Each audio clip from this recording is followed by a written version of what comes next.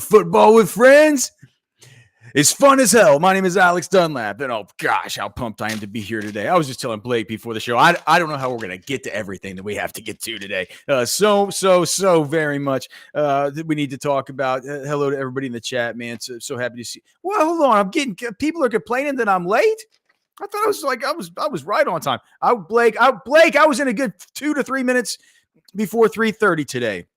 We just had so much to talk about on the show sheet. How we're going to manage to smash it all into what's going to have to be a shorter show today, guys. Very sorry about that. We're going to get out of here at 5, so a 1 hour and 1 hour and a half edition of the show. I think during the off season, maybe hour and a half shows could be better. I don't know.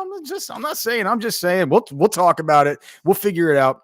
But yes, I do have a meeting today at 5:05. So hard out at 5 o'clock. A ton to get to, man. I'm going to say what's up to the chat here in a second. But first, let you guys know what the rundown is today. Oh, how about that show yesterday with Catch?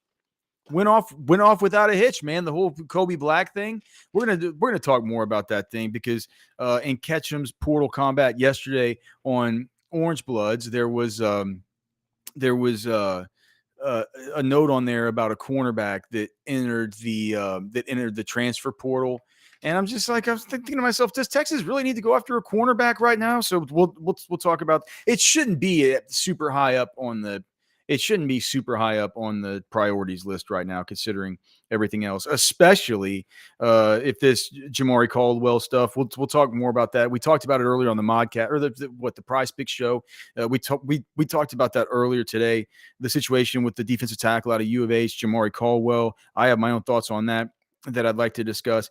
Patrick Paul over Kelvin Banks for the Cockamamie PFF All Big 12 team on offense. I saw that tweet today. What the hell are they thinking? We're going to get to all that stuff.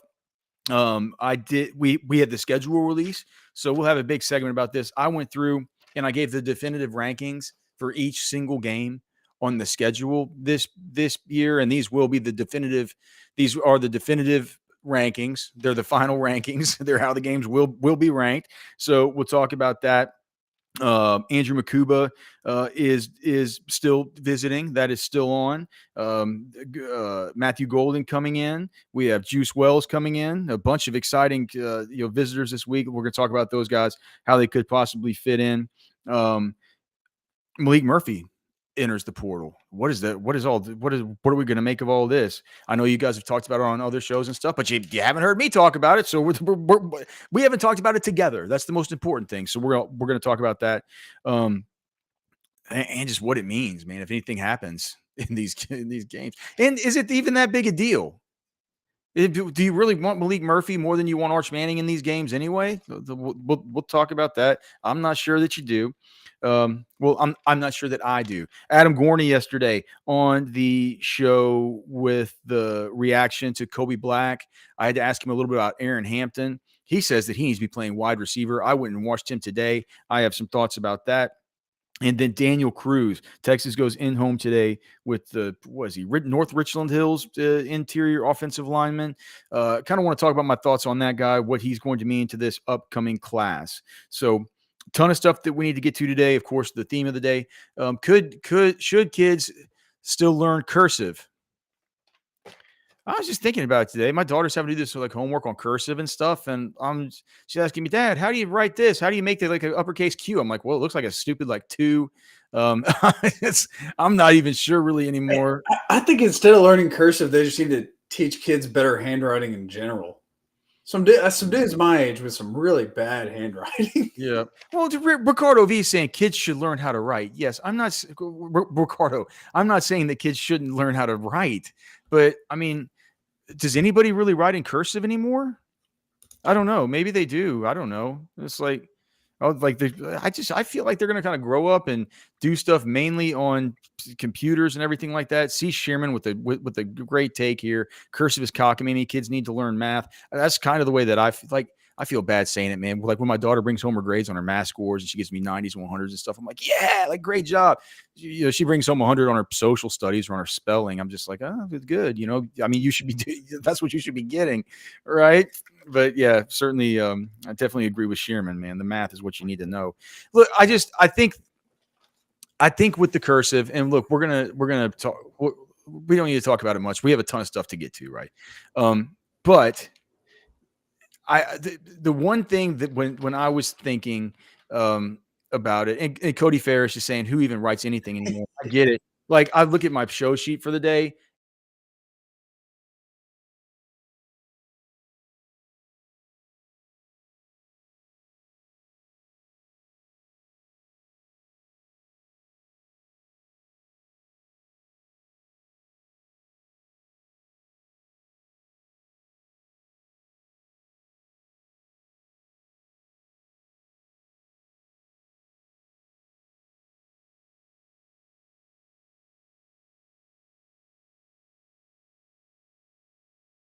This is fun. This is fun, right? The chat can let me know. Am I just sitting here talking to myself? You guys should play an epic joke on me and just not say anything, right?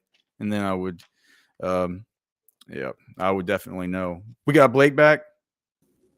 We got Blake was back. it just me frozen? We good? I don't know. Yeah, I don't know. Yeah, similar thing. It was all of us. Yeah, similar thing happened on House Divided. Restream does an update in the middle of the day for no reason, and okay, because like my signal says it. My signal says it's fine. Yeah, Hopefully we're it didn't good. freeze in some kind of cockamamie way.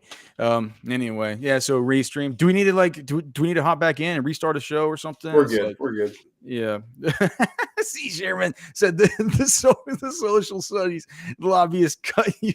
It was big social studies. They didn't want me saying this stuff about cursive. No, but speaking of social studies, I think that, and we'll get off the cursive for sure. But the reason I think it's important is because all of our country's founding documents are written in cursive, right? So it'd be good to at least be able to read those in their original form, right? You want to be able to read the Constitution and stuff like that.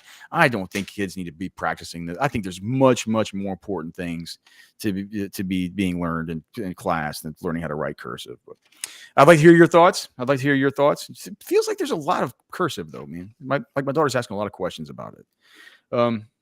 Okay. Let's see. How do we start out? We want to start out with the Daniel Cruz stuff. I mean, they go in home today. I feel like we haven't talked that much about Daniel Cruz. I haven't given my real takes on him. And maybe it'd be good if I just kind of pulled up my original evaluation and we can talk about him. Blake, is there any way that you can just pull up his rivals profile so we can see the size? Okay. Daniel Cruz. Okay. So yeah, North Richland Hills. Whenever I first did him, I said that Daniel Cruz is good. He's got nice feet and balance. He's explosive through his hips. He brings them through. And this was before Cruz committed to Texas, right? This was whenever Catch asked me to rank these guys. Daniel Cruz from North Richland Hills, Ori Williams from San Marcos, Mike Uini from Copperas Cove. Where did Mike Uini end up going? Let's see. Is he committed? Oh, it's okay. So he's a verbal commit to Georgia, of course. He was the one that I liked best. There was Max Anderson from Frisco, Rick Reedy. Where did he end up? He's a verbal commit to Tennessee now. Okay. And then Casey Poe from Lindale. He asked me to do him. I liked him a lot as well. It looks like he committed to Alabama. All the guys that I like most are going to these big SEC programs. The one that I thought out of the guys Ketchum wanted me to evaluate in this particular article that I thought was a really good developmental prospect was the kid out of Vandergrift, Blake Frazier. And it looks like, dude, look at this. Now he's committed to Michigan. So, wow. But clearly, look, Daniel Cruz was a dude who I thought kind of put in the same bucket as the rest of those guys, and he's the one that's coming to Texas as far as these 2024 offensive line guys. I said that as far as Cruz, I said he's a little bit bulky in space, moving to the second level, but he's a nasty finisher when he gets his hands on you. He'll be fine in his own scheme at guard or center. Really think his really good play strength in his highlights, but not a college tackle. And I wrote in there that he's a guy that we had heard Kyle Flood just say, over and over, we'd heard from sources over and over again that this was Kyle Flood's dude, right? This was the guy that he really, really wanted. I mean, just look at the offer list: Texas, Alabama, Arkansas, Baylor, Florida, Florida State, Michigan, Michigan State, Ohio State, Oklahoma, TCU, Tennessee, Texas A&M, USC, Utah. As I'm looking at it now, I'm searching through what I've written about Daniel Cruz, and you guys know I talked to, and we're just talking about the importance of this because I'm going to look at the scholarship board here in a second, and it really is like, you know, we probably need to discuss the future of the center spot after next year with Jake Majors, because after next year with Jake Majors, Hayden Connor will be gone, who's always sort of been an option to fill in there. Cole Hudson is somebody that most likely I think is going to need to play at one of the guards, right? Unless we see some. Look, we'll talk about that in a minute, but this is interesting as long as I'm like, geez, I don't ever know where these shows are going to go. But so I just pulled this thing up. You guys know that I talked to a lot of like personnel guys at other schools, right? A bunch of the dudes that I grew up doing the scouting work with went on to work at colleges, and some of them have moved their way up to where now they're, scouting directors for big universities, or they're, assistant directors of personnel, all that stuff. One of the guys who's, really one of the biggest decision makers at one of these schools that is a university that, people won't want to, I wouldn't say it's it's not a blue blood like Texas. It's a big college though in Texas. Like, he recruits all the same guys, right? He knows that he's not going to get certain dudes, and that's fine, but he still does the work on them. And he's a really good resource for talking about these guys. And I did a little article where I talked to him just before I started doing this show. Like, so I guess it was probably sometime in end of July, maybe beginning of March, or beginning of July, March, end of July, beginning of August, just about some of these players, right? And on Daniel Cruz, he said he's the best interior offensive lineman in Texas. He should have been one of the first offers for any school, because even though he's not a primetime tackle type, he's as safe as they come as an eval. He just said, just super, super safe. He should be one of your first offers. I think it's interesting, though. A couple of here's a couple. As long as like, here's what we said about some of these other guys, right? So this is interesting. So Colin Simmons, he said, "What do you want me to say? You've seen him, right? I'll tell you this: more schools than you know think they are really in on the guy. A lot of different schools feel really confident about him. So it's something to keep in mind before anyone starts thinking they're the leader." So that's interesting. That's kind of interesting looking back. All right, so I asked him about Freddie Dubose Jr. He said the wide receiver commit to Texas. Mm-hmm. He said he's a great kid, just a great kid, and he's a great ball player. You guys have heard this anecdote that this guy has said this. I've told you that there's a dude who I know who says that his wide receiver coach that says he's the most impressive receiver in Texas. That was that quote where he said, Mm-hmm. "I know it'll surprise you, but his wide receiver coach coached it was a very well-known star wide receiver, and he's seen everybody. This is a bad year in Texas for a lot of receivers outside of the few top guys, and Freddie is one of those top guys. His wide receiver coach at his school said he's the most impressive wide receiver he's seen in the state of Texas this year. See any other guys that committed? Oh, here's Kobe Black. We didn't even mess with him. I think Texas has a good shot there." So he wouldn't have been messing with him back then because, as we talked about yesterday, he'd been a solid commit so long. Any others? Nate Kibble. Is Nate Kibble still? He's still a commit. Yes. Nate Kibble. Mm-hmm. Yep, he's right here on the scholarship board. Right That next was to it. Daniel Cruz. Yeah. See, but that one felt more like that was one of the, hey, I trust Kyle Flood. That was one of those, right? That was one of those. He said, yeah, that was a surprise that Texas took him. That was out of the blue for us to see it. He's okay. He's not sudden and athletic. Any others? Oh, Alex January. Okay, so Alex January. Love the frame, 6'3.5", 285, 290 pounds as a sophomore. We were super in on him after his sophomore season. We still are, but his junior year was underwhelming. His body's still a little bit doughy, and you wonder if he's got that dog in him. Dog in him. Or if he just rolls out of bed being able to play the way he does. He might be a package guy with Colin Simmons. Well, he was on to something. Yeah. He's on to something. And are you ready to watch both of them this Saturday against Old North Shore? Oh, is that going to be the deal?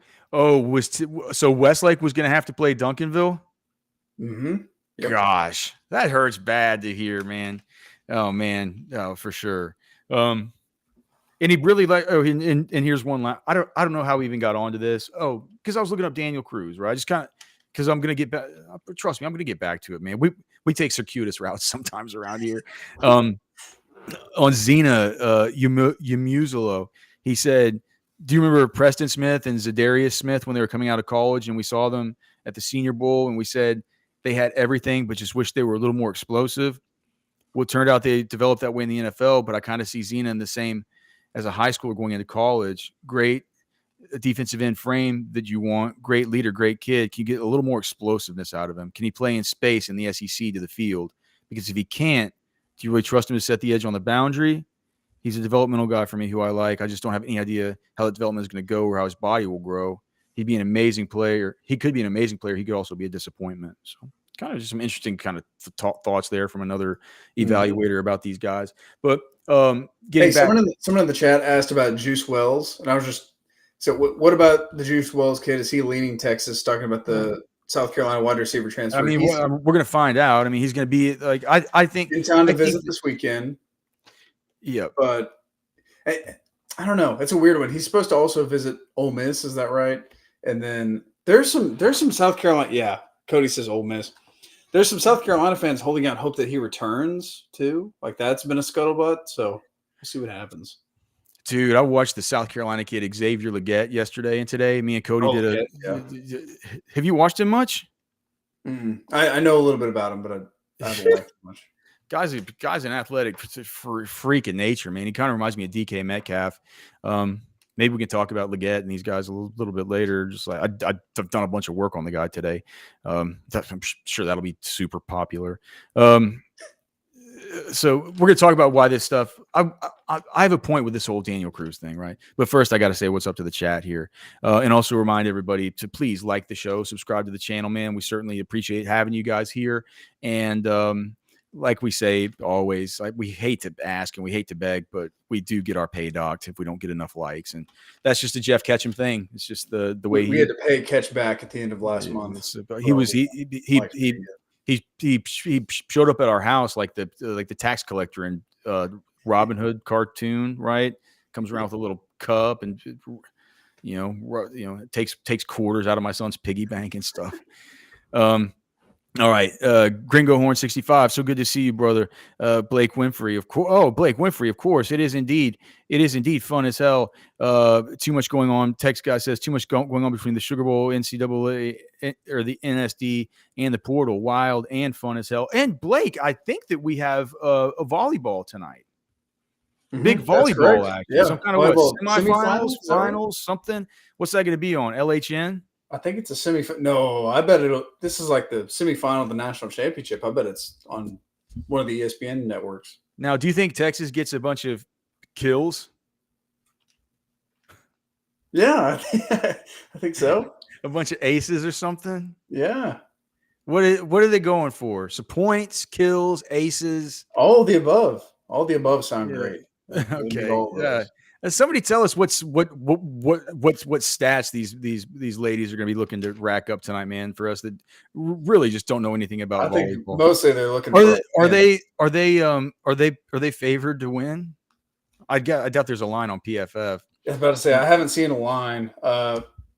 I just know that they were the 2 seed in their region. They upset the number 1 seed Stanford at Stanford in their last game, which was pretty huge. Of course, Texas is the defending national champions, so it'd be hard to count them out. But why were people acting like they were saying like?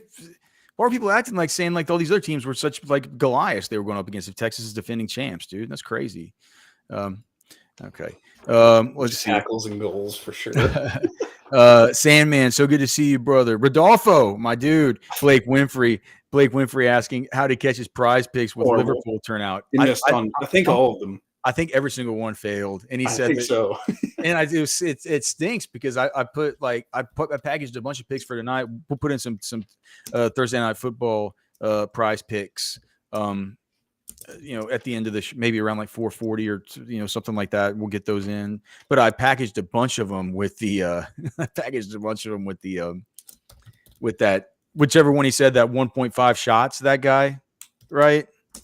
And I think I didn't take a single shot, so it's no good. Sean D, welcome to the he says, welcome to the SEC Longhorns.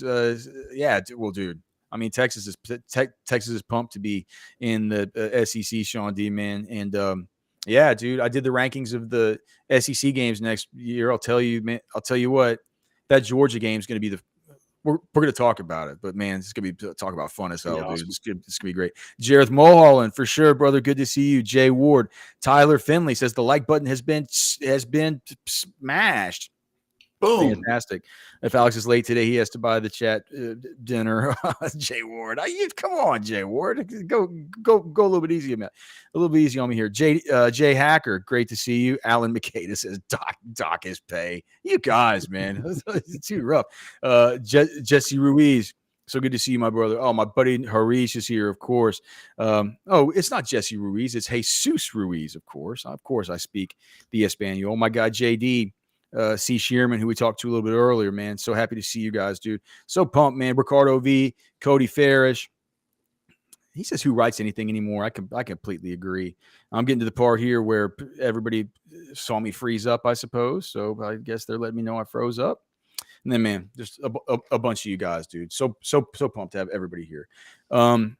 Rodolfo keeps asking about DK Moore. He's really good. He's not going to be. I mean, yeah, he's awesome. He's not going to be a guy that Texas lets go quietly into the night. I know that's for sure, right? You know, like no for doubt. sure. They're gonna be all over him. Yeah. Cody Texas said, doesn't let off the guys that they really want. We've seen that, and they don't let off the guys at that school. They're building a pipeline there, man. They're building a pipeline there.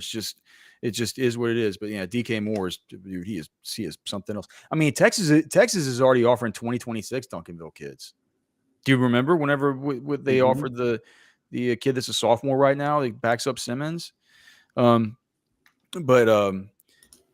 Jay Ward saying he's downloading Angel Fire now. So yeah, if you guys could go, I can't believe there's only 22 people signed up for this thing. Maybe y'all are just trying to keep the numbers on it low to make your chance of winning the free money. The link is in the chat. So you can click on it. Did Alex freeze again? Did I freeze again? Oh, man. Restream.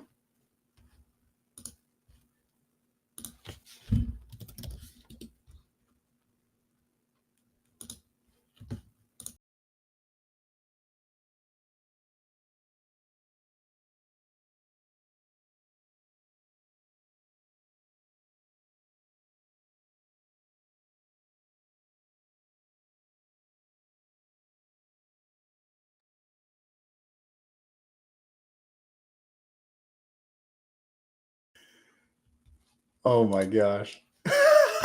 Wait. Let me take these off. Hold on. Is it just me? Are we live? Am I back?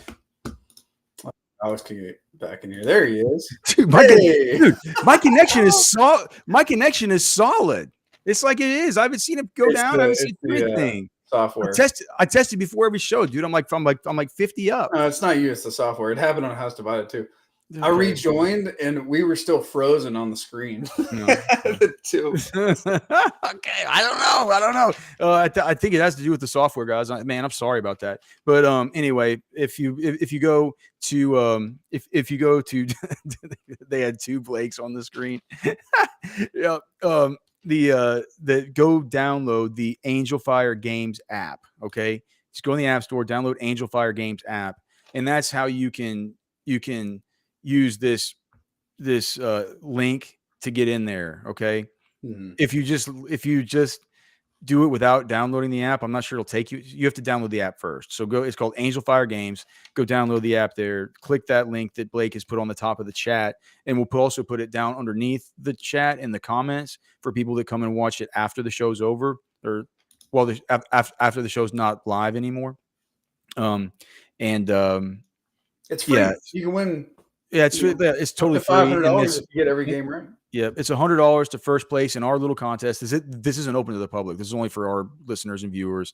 $50 for second place, and you obviously win bragging rights. For the first place, I'm going to throw in a prize too, probably something more like something from Specs, something like that. We could think of it, other prize, But and then if you get everyone right, which I doubt anybody will, but that'll be a free $500. So who knows? Maybe somebody will. Jay Ward said he's going to do it. Yep. So hopefully we're back up and running now. Sark After Dark says Alex's dog ate his router. It's like that dog is not allowed in. That dog is not allowed inside. My wife today, she said, she said the reason he didn't bark very much last night is because he went on a major destructive mess. He tore up both of our welcome mats on the front and the back doors, and just destroyed another one of my son's footballs. And she said also, whenever I gave him a bunch of leftover eggs this morning, and I put them on a plate outside, so you ought to make sure and pick up that plate. I go outside, I'm like, there is no plate, man. It's like I couldn't believe it. He just ate the eggs and the plate. He just so crazy, man. Let's see. So hopefully we're back on. People are still saying that we're frozen. I hope not. JD saying, will they sell my personal info to the Chinese? Knowing the owner and the inventor of that app, I guarantee you that there's nothing cockmade going on with the Chinese Communist Party, brother. that's he's tied with the Russians, I believe. Well, yeah. He's a Greek dude. I'm not like, I don't know. Byron's a good dude. Yeah. Okay. So the Daniel Cruz stuff about him playing center, all the rest of it. Maybe I don't know if we could look. This has been an odd start to the show. I can be the first to admit it. But we only have an hour to get to the rest of our stuff. We're gonna take a break. We're gonna regroup. We're gonna talk about Daniel Cruz. Then we're gonna rank this SEC schedule. We're gonna do all that stuff next. I'm assuming we get number 2 next, and I'm assuming obviously that would be Washington, unless they want to get kooky and go to the bottom and like give us 6. But I'm assuming we get number 2. Oh, they're going to say it and then cut away to Harbaugh. They cut away to Jim Harbaugh watching, and now we see the clap reaction in Indianapolis. So we are really slow burning this one. Michigan's won. Jim Harbaugh is clapping and sending someone to all 3 of the prospective Harbaugh had opponents. the signals before the announcement was ever made. Like, yes, he did. Knew. Yeah, well played. He hired someone to be in the room to buy a ticket to be in the ESPN production room. The number 2 team we would assume is next. It is, and it's Washington. All right, there's no shock. 2 undefeateds, 2 that we knew if they're undefeated and they win, they get in. They're in. Michigan's in the 1-4 game. Washington is in the 2-3 game. DeBoer and his crew, well-deserving, like Jason said, beat Oregon twice. Now, this may be Texas next. This may be the moment, Texas fans, you've been waiting on, because number 3 would be next. Number 3 is next. If it's Texas, then all this hard work, this is why you lift those weights. This is why you do all that and shit. Washington's not having a party, so we don't have to cutting away the the cutaway Washington shot. Exactly. Could it be Texas? Could it be Texas at number 3? It's got to be the next thing they announce. This could be Texas. Or is it going to be Bama? Or is it going to be Florida State because they're undefeated and they're really weird and they're going to put them at 3? We'll see. Michigan won. Put Georgia 5. Texas is in. Texas is in. This just in. Texas is in. They are the 3 seed. Texas and Washington will have a rematch. It's probably, well, I don't know if it's going to be Rose Bowl or not. We'll have to, it may be Atlanta. That's going to be a fun game. That should be a fun They're game. in. They're about to show the reaction. They just went crazy. Phones are being utilized in Austin, Texas to video and take pictures. Things are being thrown. Anwar Richardson is probably being pushed and pulled. Steve Sarkisian is looking very excited. Texas is in. Congratulations, Longhorn fans. You put on the show you needed to put on. The Undertaker gave viewers a belt, and the committee couldn't say no to you. No matter what you're needing, Specs same-day delivery can save the day with our Specs app or online shopping. From world-class wines to hard-to-find spirits and craft beers to gourmet foods, delicious snacks, and spectacular sweets. It's Specs. Cheers to savings. Oh, yes. Oh, my gosh. We are having a bunch of fun here today. And so I've learned what happened with the software. So Blake just told me. Blake, all things I could have known 30 minutes ago. It doesn't make a difference. It wouldn't have made a difference. It didn't like there's anything I can do about it. It just would have freaked me out and put me on tilt. That's why I didn't tell you. Yeah. So what happened was the software that we use to do these shows, they ran an update across their whole system like an hour. In the middle of the day. Yeah. So I guess it's kind of, hopefully it doesn't bug out again, but I want you to know, I'm just saying, I'm not, like, it's not my fault. It's not Blake's fault. So we'll see what we can do with getting through the show here. But I hope everybody's able to hear about the Angel Fire games, going there and downloading it. It's the Football with Friends College Bowl Pick'em. The link is up in the link is up there in the chat. Golden tomorrow. Yep. Oh, so Sark After Dark is asking. Yep. So is he visiting today? The word is tomorrow. And the word is, I mean, you guys are acting like Juice Wells to Ole Miss is a lock. I'm not sure it's a lock. I think Texas is still in it, but we did have Lance. Did you see Lance Zerline's tweet about Matthew Golden? No, I didn't see that. He said, man, it was fun watching him at U of H, but Texas ain't gonna let him get out of that building today. That's what Lance said. And Lance is Lance is awesomely connected in a bunch of spots, mainly in the draft and also in Houston sports. So I think that would sort of filter its way down to U of H, Cougar High, right? Let's see. Cody saying T. Higgins prop just freezing cold like Alex's Wi-Fi. This is not it's not for one, Cody. I never do any of my streams on Wi-Fi. I always have a hard connection, and my signal is robust. It's robust. It's robust like the Blake. Can you put up the scholarship board? Robust like the center and the interior sort of line positions. Should anything happen to Jake Majors, because now that you have Daniel Cruz coming in, I just wonder, okay, so we move a year down the road. You get one more year of Jake Majors, one more year of Hayden Connor. Okay, so that's two guys who can both play center. You have DJ Campbell, who you're going to have for at least one more year, possibly two, who can play guard. Cole Hudson can play guard. Nato plays guard. Nato needs time, right? But he plays guard. So you feel like with next year, Major center, Connor left guard, DJ Campbell right guard, with Cole Hudson being the swing sort of interior offensive lineman, right? Anything happens, Cole Hudson comes in, and either I would think that what would happen would be Cole Hudson just comes in and plays for whoever. I don't think it would be something where, let's say, Majors got hurt. I don't think they would bump Connor into center and bump Hudson into left guard. I just think that if Connor got hurt, he'd go in at left guard. If Campbell got hurt, he'd go in at right guard. And if Majors got hurt, he would go in at center. So it feels like you have that feeling pretty good for the next 2 years as far as some depth there, as far as one good experienced piece in Cole Hudson, who will continue to get better, right? This year he wasn't that bad as far as the disruption and stuff he allowed when he did play. Certainly better than he was as a true freshman. But what makes Daniel Cruz really important is he's really, I hate to say it, but he's insurance on at the very least on NATO, right? He's insurance on NATO for sure, who you consider the fourth guy in this whole not the fourth, I guess technically the fifth guy in this whole cluster coming into next year.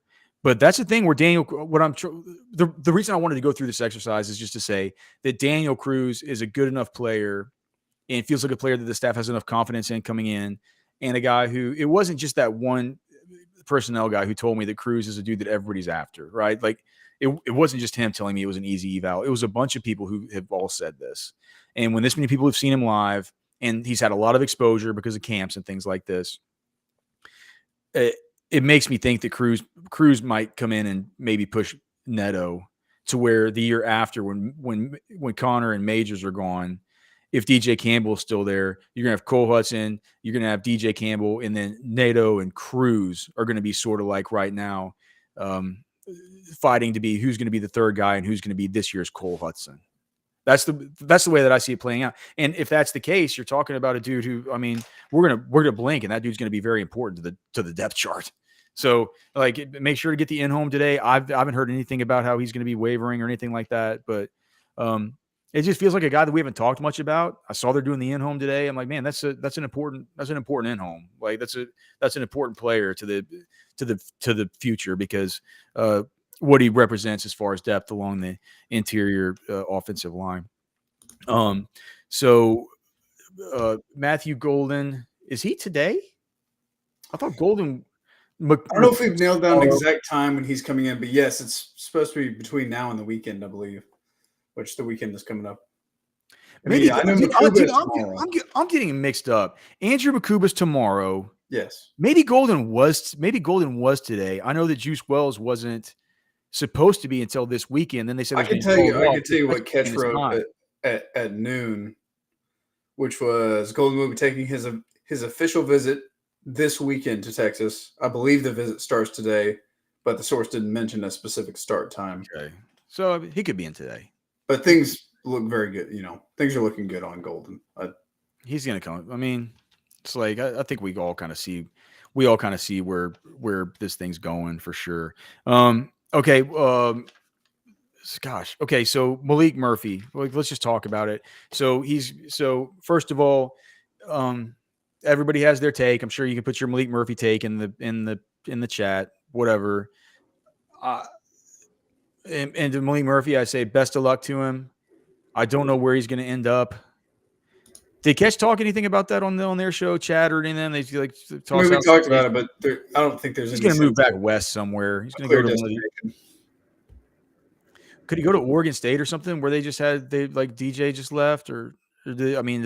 I'll bet you it's gonna be something like that. It's like with these musical chairs, and that's the reason why at the beginning I was just like, how's he gonna play through the? Well, here was my take. Whenever I thought he was going to actually be at Texas and play the Cody just put up a big thing here. Let me just see. So that's interesting. I'll get back to that, Cody. I thought it was so weird that he said, "All right, I'm going to the transfer portal, but I'm going to I'm still playing in the games." It's like, how? It's like that's dude. That's that's two horses, one saddle, right? That's having you can't what is that the way to say it? It's like having your feet in.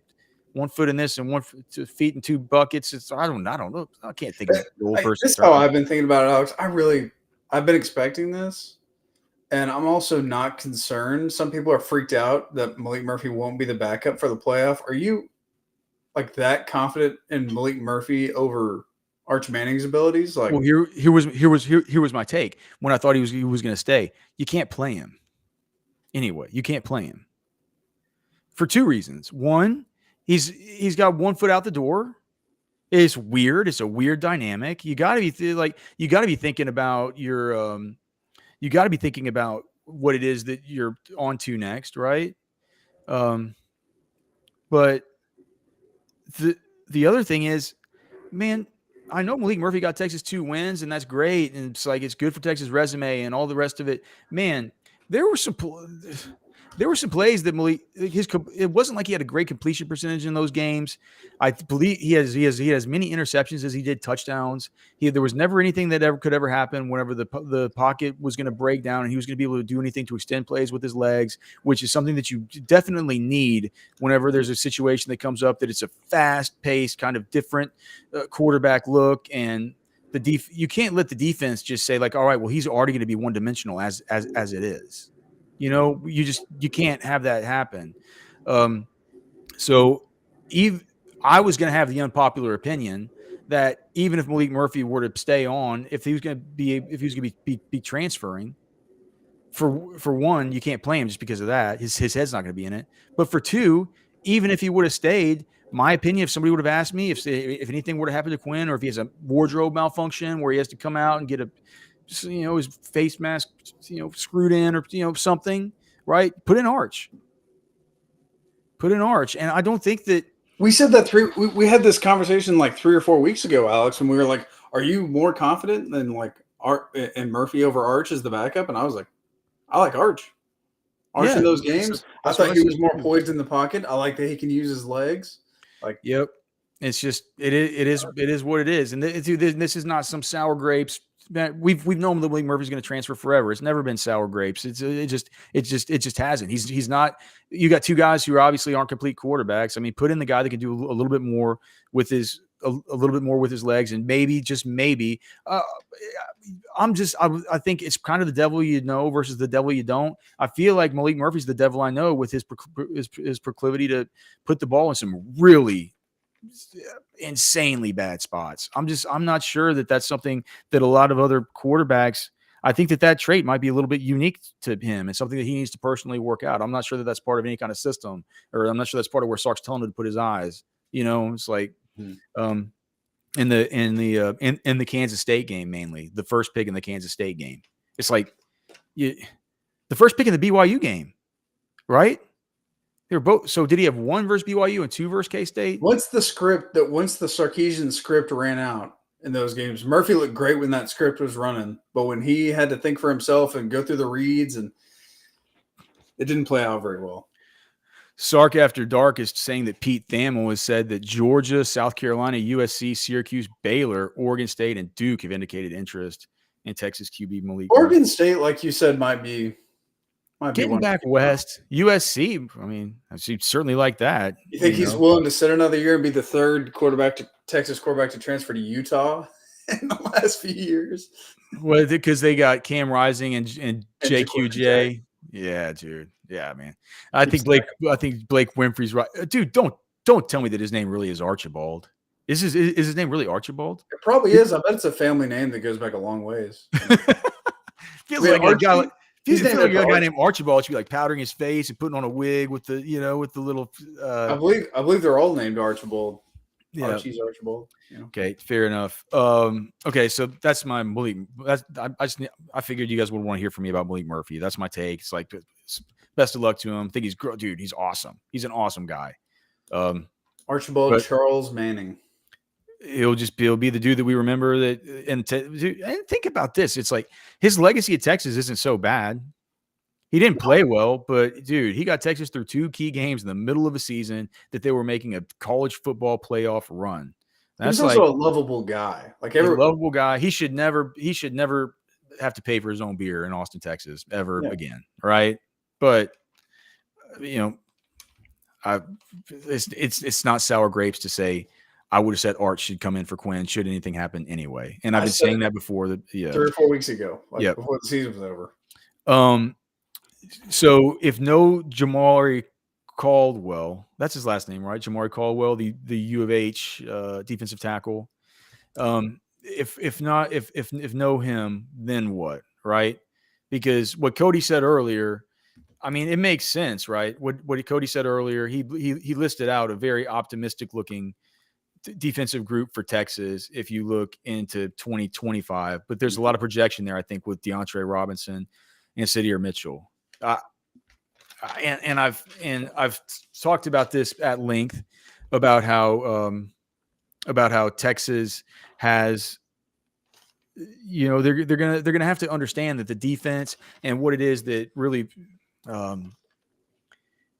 really defines this defense. It's gonna change from year to year just based on your personnel. It's just gonna be a fact of nature that when an Anthony Hill enters the program, you're gonna have a bit of an Anthony Hill centric defense, right?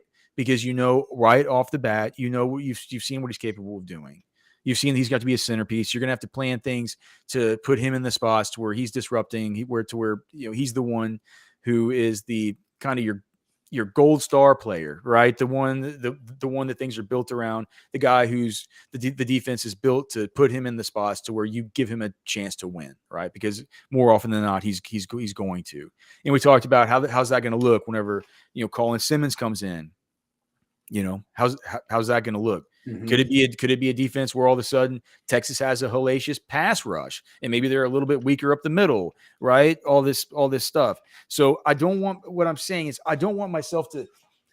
Well, I just feel like everybody we need to give ourselves this I guess this kind of pattern interrupt. Do you know what a pattern interrupt is, Blake? Is that anything that we've ever talked about before on this show? It's a technique that my dad used to talk about whenever he would call businesses up and try and get through gatekeepers to talk to decision makers. Have I ever mentioned this thing? No, I don't think so. It's like you need to get people out of their way of thinking. You need to get people out of their normal thought processes. It's like you'd call up the let's say you're calling and I'm not going to give an example as good as my dad would have. God rest his soul, because he was a master at this, right? Getting through a secretary, getting through a gatekeeper. Mm-hmm. So you'd be like, ring, ring, ring, ring, ring, ring. And it'd be like, executive office. This is Sherry, and like she wouldn't know you from Adam, right? My dad wouldn't say like, "Hey Sherry, my name's John Dunlap. I was trying to get a hold of Archibald Manning." He'd say something like, "Sherry, where's Archibald? Tell him it's John Dunlap." And there's just like they just kind of have a quick moment where they're like, "What?" They're like, that isn't the normal thing that I'm used to hearing. And they'll just say like, "Okay, well, I guess I should probably know this guy." It's like another example of a pattern interrupt, like a way you can just use it in your personal life. I've used it with panhandlers, right? You see a guy walking up to you, he's about to bug you, ask you for some money, stuff like that. Before he can ask you for some money, just be like, "Hey man, can I have a cigarette?" Yeah. Reverse it. They just stop in their tracks, like just throw them off their game. You're asking me for it, so like he's like, "No," so, they kind of walk off. Yeah, like so. Like what I'm trying to do here is just, I feel like I need a pattern interrupt. I need to understand that Texas doesn't need to have a Tavondre Sweat and a Byron Murphy to be successful on defense, right? That's what my neural pathways have told me through this whole season. It's like that's where you've made your money, right? That's where you've made your hay. That's your bread and butter. But it doesn't necessarily need to be like that moving forward. It like you can have different strengths. You like things can move, levers can move from year to year. Whenever so even with this being my bias right now, my thinking that Texas, this defense needs to be a defense that can stop the run, and they it looks so good with Sweat and with Murphy. Even with that being the case, I just wonder, can we pull up the scholarship board? I mean, am I overcooking the grits here, just being a little bit worried about these interior defensive line guys? And, if not Jamari Caldwell, then what? Because I mean, Vernon Broughton, Trill Carter, if Alfred Collins is gone, man, like those guys are just starters. And then Aaron Bryan and Sadir Mitchell are going to have to be really called on to. Yes. I'm very confident in Sadir Mitchell. I am too. I am too. But they did only give him 14 snaps this year. I think that's probably because only 10 snaps in the regular season. I think that's probably because they like I say, Bo Davis is hard on him. He really expects a lot of him. But Aaron Bryant, man, he's not been very productive. DeAndre Robinson, it's just hard for me to see him coming in and he could make an immediate impact. Oftentimes it's hard. Not everybody's a Byron Murphy that just comes in and they're just a superstar to start. Could he be? Sure. I would love that. But it just feels to me like I think that since we're not getting any real signal, any real just important updates or any important news from sources about, oh, dude, keep your eye on this defensive tackle that entered the portal from Clemson. He was a blah, blah, blah. Or keep your eye on this. There's always that stuff with these receivers and with all like sources say all this and the NIL guys say all this. And we haven't heard any of that with defensive tackles. I'm just wondering, my question is if not Jamari Caldwell, because now what Ketchum is saying is that there could be an issue with his college credits. Others are saying that it's an issue with his actual grades. I think probably what's lost in translation there is everybody's saying the same thing. It's just a weird thing about the credits, the hours, all the rest of this stuff, right? Mm-hmm. If that's the issue, could that be telling us something about Alfred Collins? That he's coming back? That we're not hearing anything about this? If the Jamari Caldwell stuff doesn't go down? Because I always thought to myself, if they go out hard after a Caldwell, it's probably going to mean that they're worried that Collins doesn't come back. Yeah, I can see how that could be a sign. Yeah. So just like, let's keep an eye on that. And let's remember to think about whenever we just, hear about the staff's intentionality with these defensive tackles. Let's remember that does have a correlation to what might be happening behind the scenes with Alfred Collins. And at Sark's final press conference of the year with a bunch of these other guys, he didn't really get into many specifics about what he was saying to them, the conversations they were having with them, all the rest of it. With Alfred Collins, he went into more detail. He said, no, I talked to Alfred Collins this week. About this. And the good news for Alfred is that we have until January. We have until January to figure it out, right? For the Texas guys, even if they get to go to the national championship, they even have a week longer than anybody else does. This was something Cody and I were talking about earlier with the Senior Bowl declarations, right?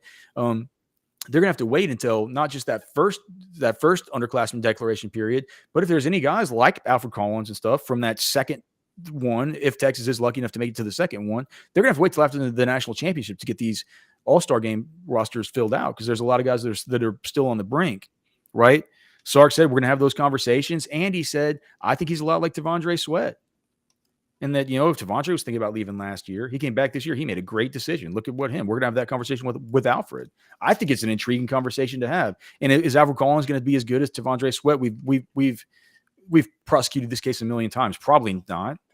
But I mean, he's still going to be fine. I mean, he'll be the starter. He'll be the far and away snaps leader, and that'll just be what it is. And if Texas can be, just good enough, if he can be a little bit more consistent, if Vernon Broughton and Trill Carter don't have to play a majority of snaps, like that in itself is a major win, right? Alfred Collins is a step up from those guys. Yep. So I think that I know that we were talking about Jamari Caldwell and the chances with him, but to me, it means more about what it could reflect about what the staff's thinking about Alfred Collins. How are the credits transferring still a thing? Who says this? Ricardo V. I don't know exactly. I don't know. It's something about how he has like 90 credits or something like that, but you can only transfer 60 of them to Texas. Ketchum gave a pretty good breakdown of it on the Prize Picks. UT is not just going to let somebody come in with 110 hours, take 2 classes, and then get a University of Texas degree. It's got the whole spiel. Let's see. Oh, I just wanted to talk about. Did I mention that I want to talk about the Circa Survivor? What's happening in this with the chop? These guys are getting swindled. Okay, so you guys know what a Survivor pool is, right? Okay, so Circa does this thing. I usually play in the Circa Millions, which is where you pick 5 games a week in the NFL, and like the winner, you got to pick like 70%. There's no way I'm going to come close to winning. I won't even cash this year, right? This is hard. I think I'm at like 56%.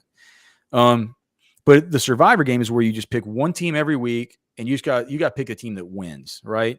And once you use that team, they're burned. So let's say in week 1 you take the Bears, and the Bears win. Well, you can't use the Bears again, right? Week 2 you take the 49ers, and they win. You can't use them again. Week 3, got it? Okay, so it sounds easy, right? It's not. You always lose by like week 4. It's really hard, even when you have all this stuff available. I do one of these for the NCAA tournament every year, and I lose by Saturday, like every time. Impossible. Okay, so coming into this, there were 30 players left in the Survivor last week. This is $1,000 entry, and there's a $9.2 million prize pool. Okay. So it went down from 30 down to 13 this last week, and the 13 people got together and they're like, let's do a chop, right? Let's do a chop, and we'll make it to chop. We're basically saying like, look, nobody wants to get bounced out of this thing and not make any reasonable cash, right? We want to try and make some money at this.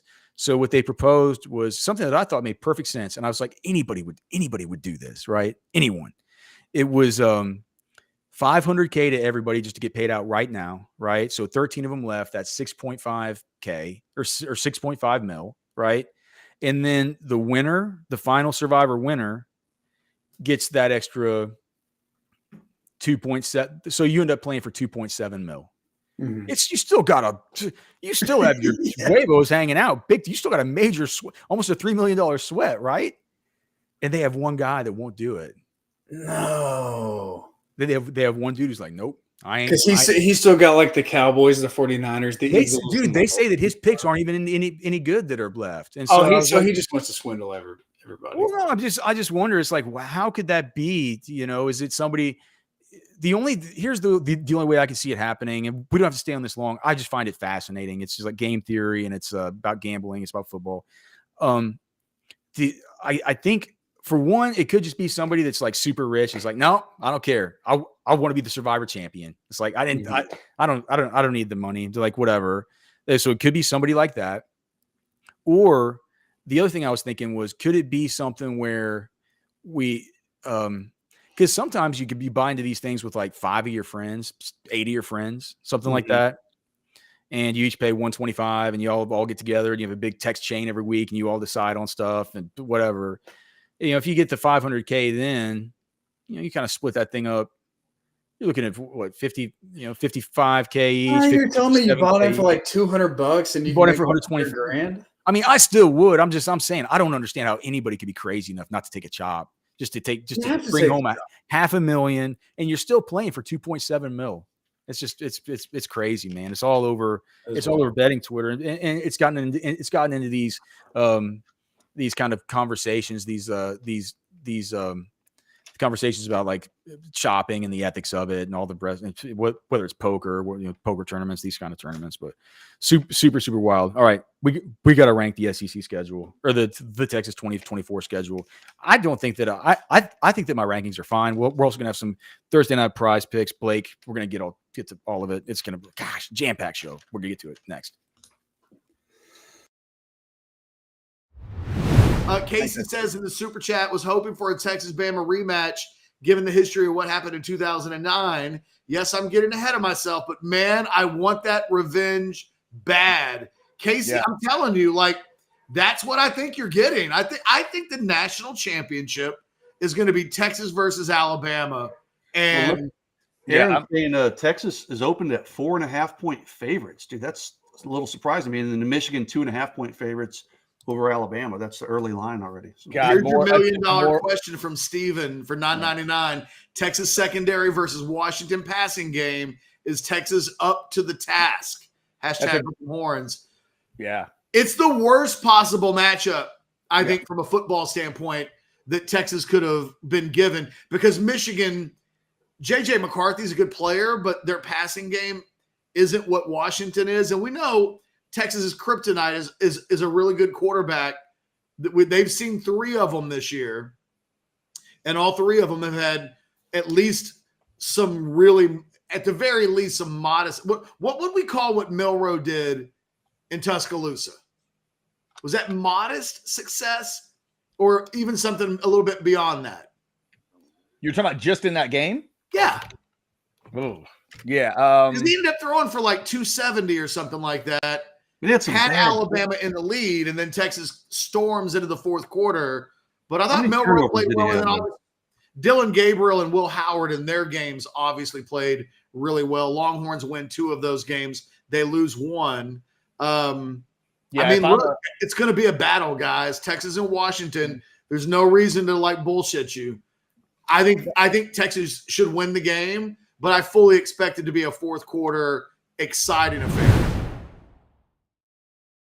Oh, yes. Football with friends. It's fun as hell, man. We're so happy to be here with you guys right now. Looks like we got I'm just saying, looks like we got a tweet from our guy, Jaden Blue. Uh-oh. And then the shush emoji.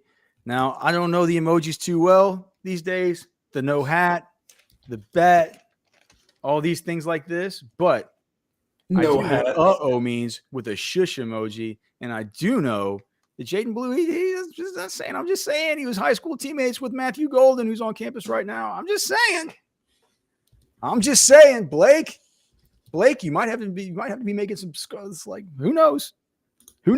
But feels like at least an okay sign to me there on the wide receiver Matthew Golden. So looks like we thought that thing could pop quick. It could be nothing. It could be about a girl. Yeah, who knows, right? It could be about a girl. Most of them are. It's like, okay, here we go. We need to, let's see. What is Gringo or Ricardo 107 watching 47 likes? Oh my gosh, how embarrassing. Oh, okay, so let's make sure to I need to remind you guys, please like the show, subscribe to the channel. Also, please join the Football with Friends. The Football with Friends pick 'em. It's free. I'm going to check how many people are in there. Let me see. 28. He's no hat. Byron's going to be tilted. No hat, dude. No hat. Bet.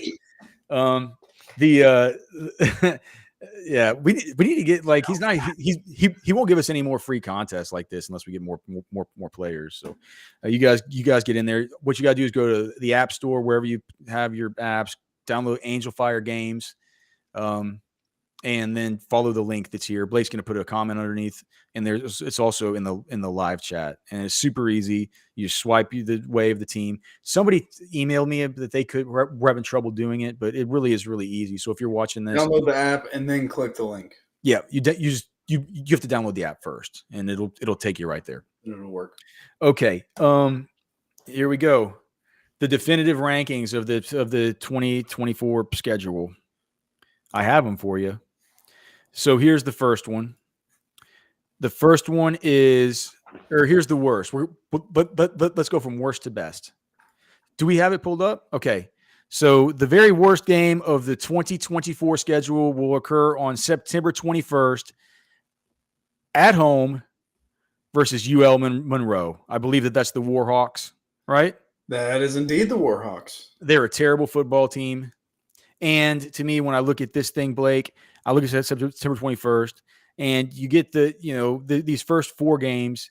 You get the Michigan game in there, but then you get the other games that aren't as, going to be the least hot tickets that there are, right? Those 3.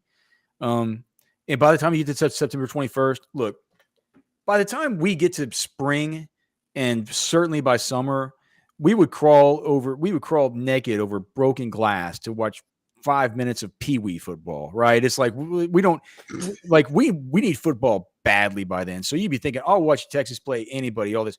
But by the time we get 4 weeks into the season, you're gonna say, man, it's fun to have Texas football back.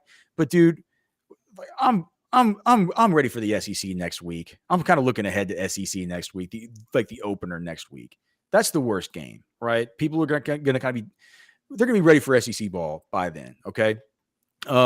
Number 11 and number 10 are tied. That's UTSA and Colorado State. Okay. Both those are going to be in Austin. And it's got to be a tie between these two because these teams are, they're better football teams than UL Monroe. And both actually feature head coaches who are actually UT assistants. So Is Frank Harris going to come back for a 12th season? He can't. There's no dude. He's too old, dude. There's no way that Frank Harris. Every time I check, he gains another year of eligibility. Every time I look his name up. Dude, hold on. Blake Winfrey says he put Vanderbilt below UTS. Oh no, Blake. We're gonna get to this, brother. No, rare L from you. We're gonna get to this. Number 11 and number 10. So it's UTSA and it's Colorado State. Those are the correct rankings there. Jeff Traylor, Jay Norvell, both coming back to the Lions Den. How does Jay Norvell keep getting, like, he got a head good job at Nevada, and then he parlayed that into Colorado State. He's like, was he good at Nevada? I don't know. I don't know. They now in Nevada's just hired Jeff Choate. So. Yeah. I think Choate will be better than Norvell was. Choate is awesome. Very pro Choate. Number 9. What week is this? The number 9 game on the schedule is going to be the home game, the second to last game, Kentucky. Okay. It feels a little bit like a tie between Kentucky and Mississippi State, but Kentucky, I gave the nod to Mississippi State over Kentucky because Kentucky is sort of sandwiched in between these 2 road games versus teams that Texas sort of just hates. You know what I mean? People are going to be pumped to play Arkansas. They're going to be pumped to play A&M. That's a tough one. Kentucky's going to be a better team than Mississippi State, I think. But Mississippi State's also the first ever official Texas SEC game. So that's exactly right. And so we get to number 8 on the list. And now I wrote, like, we're getting to the point of the season where the games and experiences, like, they're all going to be awesome right now. Like, because no matter what you think about Mississippi State, for one, that's Lebby, right? So you're facing basically the Art Briles program of the SEC now. It is the Art Briles. So if you hate that, which I do, right?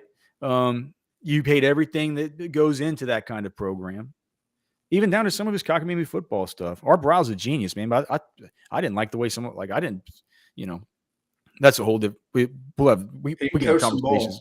We can have conversations about that stuff later. But they get ranked ahead of Kentucky, not because they're a better team. So they were 5-7 last year. Kentucky was 7-5, but it's it's the first SEC. It's Texas' first SEC. You're going to be able to say if you have that ticket or you're watching that football game. I remember the first SEC conference game of Texas. Yep. I was there. Like it's a sort of historic thing, right? So I think that one. Sean D makes a good point. The Georgia fan in the chat. At least y'all get Mississippi State at home, so you don't have to deal with those annoying cowbells. What is the cowbells? Is it like all the fans? I feel like I've seen them on TV. Do they only do it on fourth? When do they do it? Do they do it during a specific time? I feel like they always do third it. down or something. Gosh, they do. Every fan has their own cowbell. The entire stadium. But I thought they only did it on like. Do they just do it throughout the game? I guess they just had to drown it out. Mississippi State football. It's annoying either way. So that's Mississippi State at number 8. Finally, we get down to the number 7, and C. Shearman was ahead of me on this, right? So Nashville is an awesome town, right? Nashville is an awesome town. You have Broadway, you have all the bars, you have all the live music. On some weekends, you're allowed to take your beer outside on the road. You can walk from bar to bar. You got the hot chicken at Hattie B's. You have a million bachelorette parties just walking around from all over the South. That's where they go for their bachelorette parties. You get the ribs at the Peg Leg Porker. What's the other rib place there, Blake? Do you know the other one? I know Peg Leg Porker is just so good, man. You got to wait in a long line, man, but they are delicious. It's like that's a killer trip with your friend. And Texas is going to win. It's like a killer trip with your friends, right? Like, weekend in Nashville. Are you kidding me? It's that's incredible. For like, sure. My question is this, and maybe somebody in and C. Shearman says, yeah, Memphis has the ribs. I mean, we know that Memphis ribs are better than Nashville. Like, come on, who are we talking to here? But dude, Peg Leg Porker's awesome ribs, dude. It really is really, really, really good. It's a top. Texas and Nashville are the top 2 SEC cities. It just is. It's like those are the top 2 SEC cities, unless I'm just completely missing one. But I don't think I am. No, I don't think so. What would even be closest? Maybe Athens, Georgia. That's a cool college town. Where didn't REM come from Athens, Georgia? I've heard Athens is nice. Yeah, they have a music scene there and stuff. I'm trying to think if there anyway. C. Shearman says Lexington is 3rd. Maybe I've never been to Lexington. Yeah, maybe Lexington. Yeah, I've been to Lexington. I've definitely played. I've definitely played a show in Lexington before. I'm not sure. I think. I don't know. Baton Rouge is not. No. Best thing about Baton Rouge is it's not too far from. No, dude. The best thing about Baton Rouge is when you're driving in, you get to stop at that gas station where they have tigers in the cage. Have you stopped at that truck stop? Mike Tiger over there. That's crazy, man. But just quickly about Vanderbilt, and maybe people in the chat could let me know. Do they just have super high academic standards? It's an SEC school in an awesome town. Why can't somebody just come in there, some young coach, and just be like, dude, look at what we got here, man. We got everything that we need. We have rich donors. We can, we're in the SEC. You can come here, live in Nashville. Why are they never any good? They definitely do have high academic standards. I don't know if their facilities. Yeah. Very academically rigorous. C. Shearman's comparing them to Rice. I think that's why. If it's like Rice, well, then what are they doing in the SEC? It feels to me like so that the SEC fans have a cool city to travel to. Somebody should. Well, I guess. I mean, somebody should they should hire a coach there that's like a young, enterprising coach, somebody that might be able to do something a little bit different, than the rest. And Lost Architects saying they're the Duke of the SEC. I'm like, well, Duke's popped up to be kind of good lately.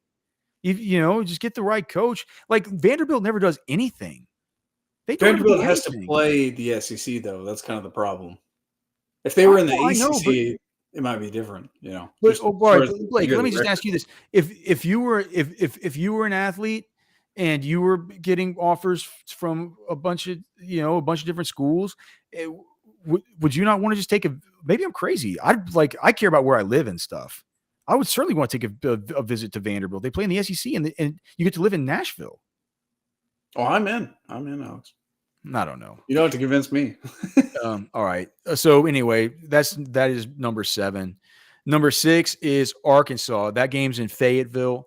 And I put this high on the list because Arkansas, dude, they usually have good athletes. They were bad last year, but they have good athletes. Last time Sark played there was his first year. Sark's going to want revenge. It feels like a big revenge game spot, right? If Texas didn't have the history with Nebraska that it has, I would rank this way far down on the list. Arkansas. Yeah. But so it looks like, I guess Boise State starting quarterback Taylon Green announced he's going to transfer to Arkansas. So I guess that means I couldn't find it. Cody, do you know anything about KJ? Do you know anything about KJ Jefferson? Because he said earlier that he was going to come back, but it feels like he's been there for 10 years. And if he's not transferring, why would a starting quarterback from Boise go there? If he's not transferring or just leaving for the NFL, I don't really. KJ Jefferson's return to Arkansas is still up in the air amid transfer rumors. Yeah, it feels like he's probably got to be out of there. I think. Here's the other thing. Again, Cody's saying he needs to declare. I think he'd be fine to declare. I'm not sure where he would go. But that's a whole weird situation here with that quarterback. And Sam Pittman is he's a slimy coach. I kind of think he's a good ball coach, I think, man. They wanted to fire him. He brings in Petrino. That makes it even slimier. Feels like an old slimy kind of piggy sort of going into Vietnam and having to go play him. I'll bet you it ends up being a night game probably. Doesn't it just feel like that? Oh, no doubt. Then the other thing about this game is like all the old timers on our message board, or like the middle-aged, like guys who are like my age, guys getting close to 40 or up into their young 40s, who grew up as Texas fans, kind of unlike me. I didn't become a Texas fan until college when I enrolled there. They remember the Southwest Conference days. Like, and there's some of these guys, literally, Blake, there are some people that say that they hate Arkansas still. Yes. 24, 25 years later, their fans are so bad, and they cheated so bad back then that they still hate Arkansas more than they even hate Oklahoma or Texas A&M. They still hate Arkansas. The history's there. So it's like, I can't say that I truly understand it, but dude, a lot of Longhorn faithful still to this day, man, they hate Arkansas. So I mean, do you feel that way about A&M? And Texas hasn't played A&M in a decade, but yes, right. But so I think it's a pretty comparable thing to them. That was their A&M growing up. Yeah, but it shouldn't be, because the A&M should have been their A&M. Arkansas was a significantly better program for that, that time period. Significantly better playing. But it's still, dude, it's still Texas versus Texas. It's like House Divided, right? It's like the Catch 'em Chad show. I mean, it's been since the dawn of time, man. Longhorns and Aggies, cats and dogs. And I think I know who are the dogs and who are the cats in that scenario, Blake. Even though I think that they would say they would certainly they'd say, they call Texas. Hey, who knows, man? The one thing about the Aggies, they're great, great, great veterinarians. All right. Number 5, Florida in Austin. Is it 5? That's the 5th best game. That's crazy. What kind of schedule do we have on our hands here, dude? Phenomenal schedule. Some of those games at the very beginning, you kind of, you're shaking your head a little about UL Monroe and all that. Just wait. The 5th best is going to be Florida. And is it a down Florida team? Probably.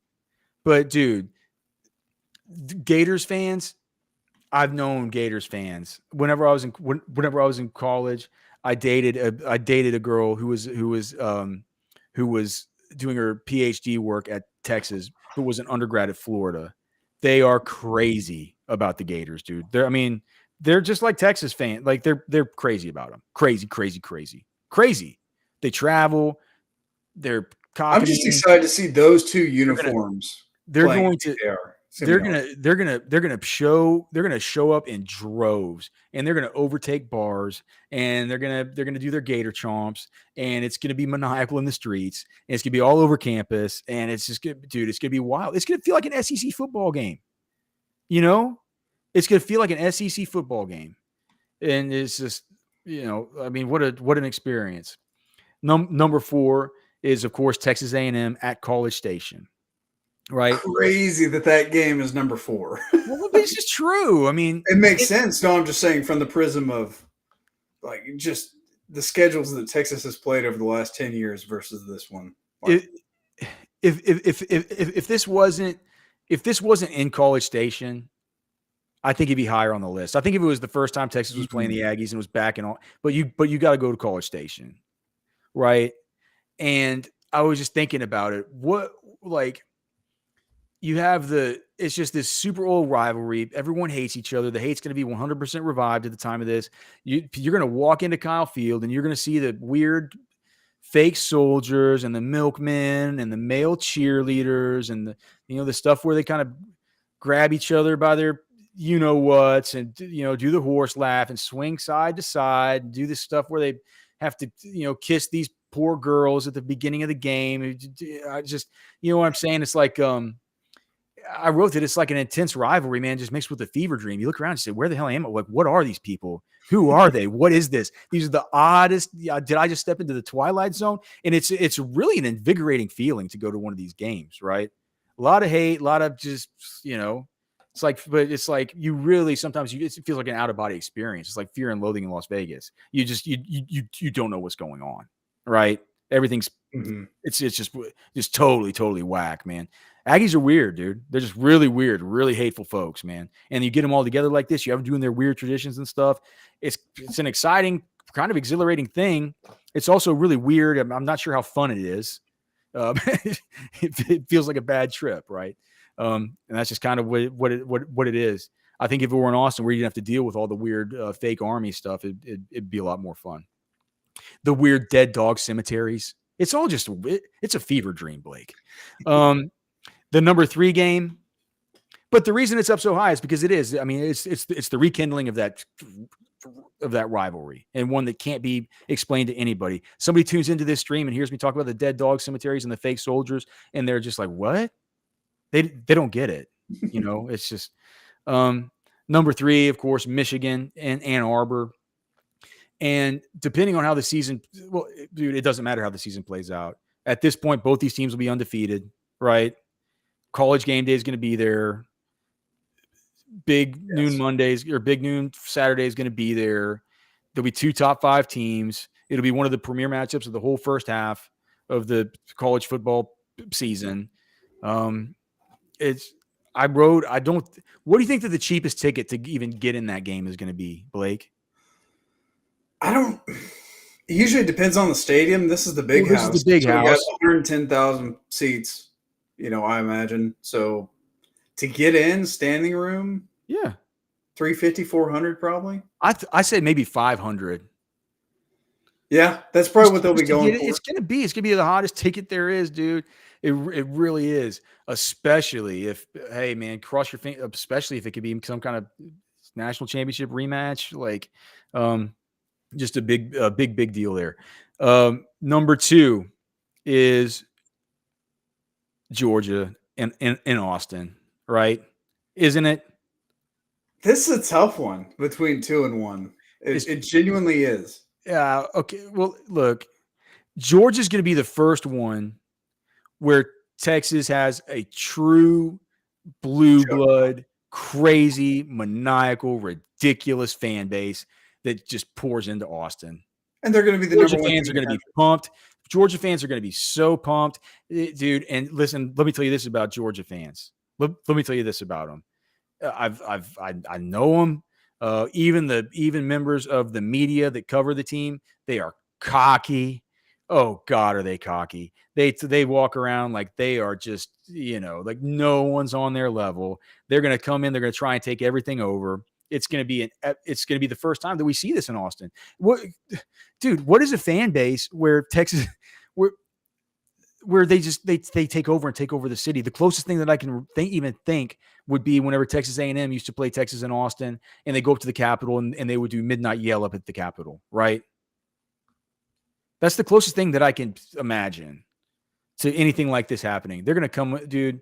They're gonna come in droves. It's gonna be amazing.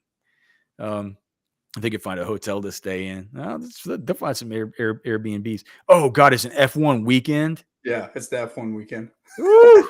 There'll be some if traffic. You don't down have a there. hotel yet. I'm sorry, you're not getting one. Sammy is asking if I remember the Pat McAfee call on game day where he switched it up and made it Bama instead or something like that. In the on the when they were doing their predictions on game day. Yeah. We got Sean B. In here saying that they're going to take it over like they did Notre Dame in 2017. It's going to be fun, dude. It's going to be a good dude. Texas took over Notre Dame, and what year was that? 18. Charlie Strong's. Oh gosh, it was earlier than that. That was USC in 18. Maybe 2016 and 2017, I think, were those two. Yeah, 16. The home and home with Notre Dame. Yeah, and then of course number one is always going to be Oklahoma at the Cotton Bowl. I don't care. Blake, you seem to not agree with that. I'm not saying I disagree with it, but I think for this season, that Georgia game is just going to be special. Just because it's the first one. We play, Texas played Oklahoma every year for 100 years.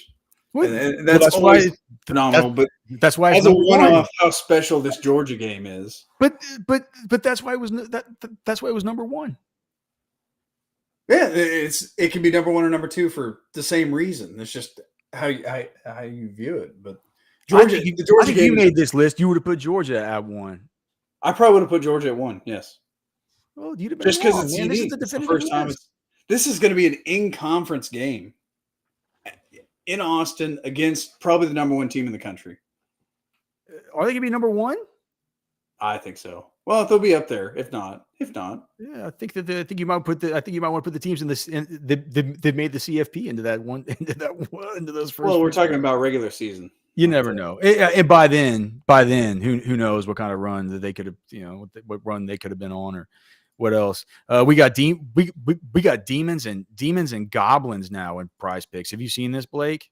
What's going on in Prize Picks? Demons and goblins. They just put these up today, so you can win up to 100x now on here, because the demon lines are the ones where they juice it up to like 224.5, and you can take the over and stuff. You know what I'm saying? So Easton Stick is 191.5. If you're like, dude, he's going to smash that, you can pick the higher one, and if it hits, it gives you a much bigger multiplier as far as your. But then the goblins are lower ones. So like, let's say here they have Gardner Minshew on Saturday at 231.5. You can get him at 199.5 with a goblin, but it won't give you as much of a payout. So it'll be interesting to kind of see how this all works.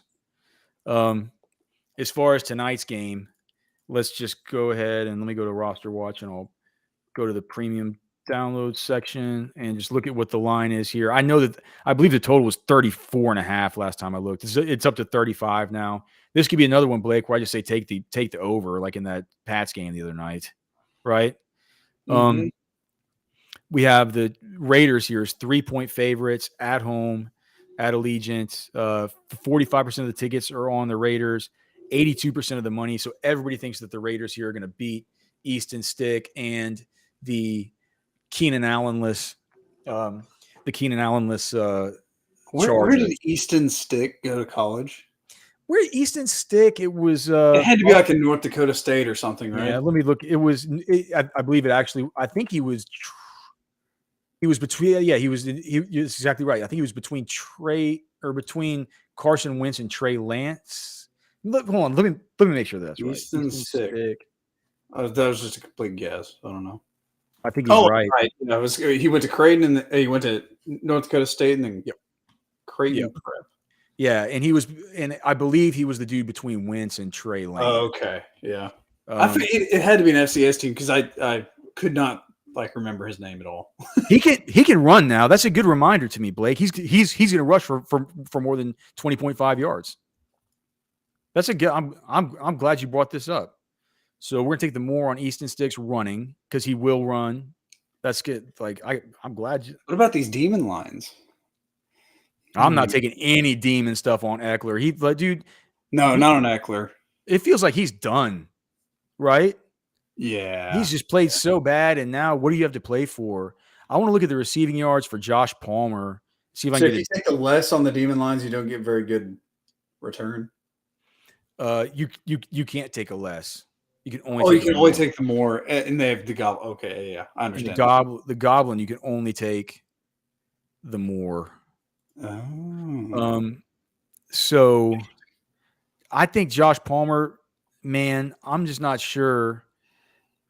I mean, but 35.5 yards, no Keenan Allen, no Mike Williams still, of course.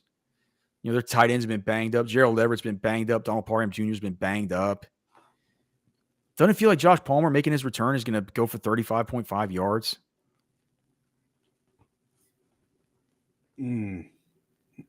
He's going to. I mean, I'm taking the more. Let's see. Anything else here? Rush plus receiving touchdowns combo. No, we don't have anything there. I mean, dude, I'm almost tempted to take the less on Austin Eckler rushing. Click the chart. Yeah. Nah. Maybe not. Fantasy scores. With Palmer, maybe the fantasy score is the way to go. You think about how things are going to change with Herbert gone too. Like how good is Easton Stick actually? Can he make? Can he actually? Is he a quarterback that can make throws, or is he one of those guys that just turtles when the game starts? Dude, Aiden O'Connell's going to get more than 12 fantasy points in this game. Yeah. I like the Raiders.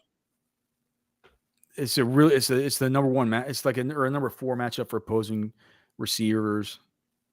Cody's got the plays he just put in the chat. Who? Cody. What do you say? Mayer lower 39.5, Eckler lower 4.5, Adams higher 49.5. Adams is only at 49.5. Oh, but that's for his demon one or whatever. But we can just see. What is that? What? So it gives me less money here to pick 5 players than it does to pick. So okay, so if I add Adams on, it takes my payouts to. No, that's not that. No way. I'm not doing that. I'm gonna go with Easton Stick, Josh Palmer, Aiden O'Connell. Gonna put in. I'll put in.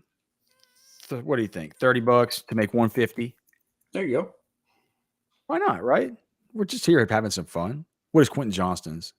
49.5. Oh, that's the demon. Ugh, this is all rough, man. Okay, that's what we're gonna do here. Easton Stick more 20.5 rushing yards. Josh Palmer more than 35.5 receiving yards. Aiden O'Connell more than a 12.0 fantasy score.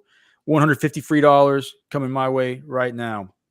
All right. If you guys could please remember to like the show, subscribe to the channel, man. We certainly appreciate having you guys here tomorrow. Cody Carpentier, I see him in the chat. We are going to have him on tomorrow for Final Takes. As always, a big Final Takes Friday. So make sure and stay tuned for that. We got college. Maybe Cody, do you want to preview some of the bowl games from this upcoming weekend? Maybe the players we're going to be scouting, stuff like that. Final Takes, man. It's Final Takes. Talking about a whole bunch of stuff, right? I got this meeting I got to get to, man. Love you guys. Can't believe, man, all the support, dude. We can't thank you enough. So for Blake, I'm Alex.